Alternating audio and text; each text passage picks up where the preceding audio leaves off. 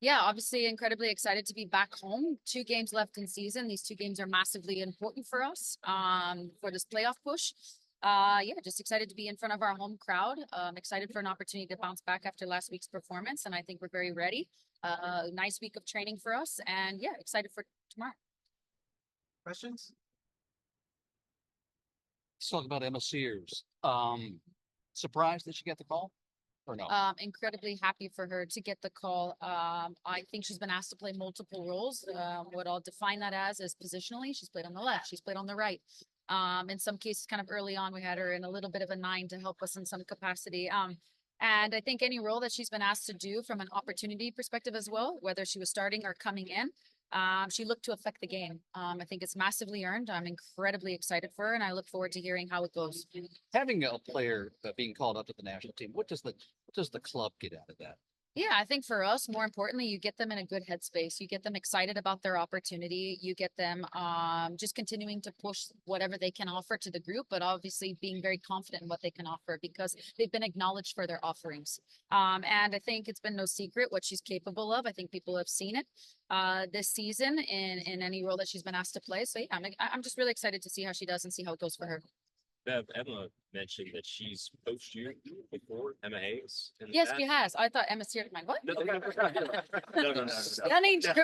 Yes, she has. What do you remember about that? Because she seemed to take your opinion of Emma and the way she's worked with you really to heart. Yeah. I just think the world of Emma Hayes. I think she's a fantastic coach. I think she fully understands who she is, what she can bring to the game. I've been impressed with her for years. When she was in league, went over to Chelsea, and now with this incredible opportunity. I think it says a lot about her being in this role. From not only the way that she views the game and how she coaches the game and how she gets her players to want to play for her, but who she is as a person too. People just believe in what she does. And I think it's no secret. Her and Emma both talked about how this call up's a little, it seems to be a part of a push to acknowledge that how you play in the NWSL should factor into your selection. Yes. What is your view on that as a player who knows what that process, or former player who knows what that process is? Yeah, absolutely. I think to be acknowledged at the club level, to acknowledge what you're doing at the club level, I think it's incredibly important because you want to be seen and you want to understand how you ever break into that system, how you ever break into being acknowledged and hopefully that roster at some point. And I think when you're acknowledged for what you're doing at the club level, I think it shows a lot in what they're bringing to our space, but also what they can bring to the national team. Because when they consistently can perform at this level, it shows, hey, I need another look. I need a higher look from a national team perspective. So yeah, I think it helps everyone, doesn't it? Because it helps what I mentioned earlier with the player and their confidence and where they're at. It helps the club. Because they're playing their best for the club, and then it gives them the opportunity at a level that everybody wants to represent their country, don't they? It's an ultimate honor. Yeah, again, just very, very excited for Emma.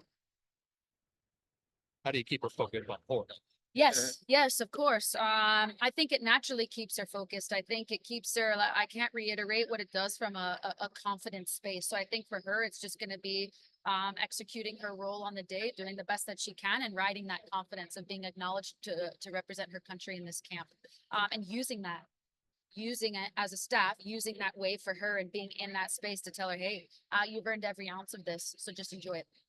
Bev, what do you feel like the team's confidence is right now on a 3-game losing streak? Yeah. Basically 2 must-wins.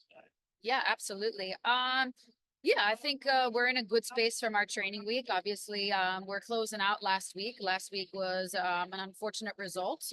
We discussed it as a group. We had a very good internal conversation as a group.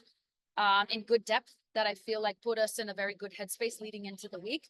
And I think the reality is the reality. There's 2 games. We have to get results in 2 games. So we need to come out and we need to get results. And that's our objective. We have a very specific game plan in place.